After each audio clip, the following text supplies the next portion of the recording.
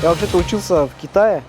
Там в Китае каждый день я видел, вот прям возле нашего универа находился вот такой завод, именно по переработке бутылки, да. И мне вот тогда было интересно, да, а что такой бизнес открыт у нас в Кыргызстане. Начиная с 2017 года там спрос на этот вторички пошел, поэтому мы тоже увеличивали, там новое оборудование там приобрели, и тогда уже и этот объем товара тоже увеличился, и у нас тоже этот к этой бизнесу интерес пошел.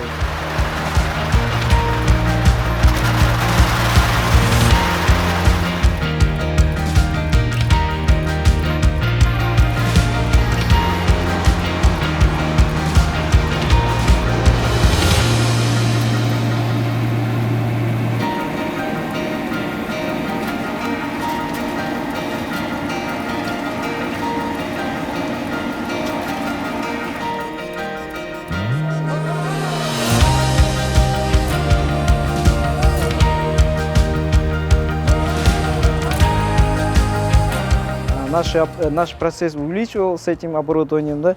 До этого мы максимально ежедневно там всего лишь до где-то тонну перерабатывали, да. Сейчас можем 2–2,5 тонн перерабатывать.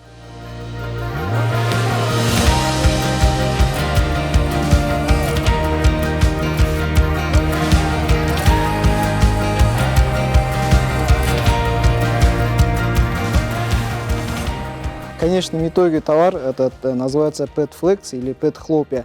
Она должна быть качественной, без всяких других примесей, да, и должен блестеть.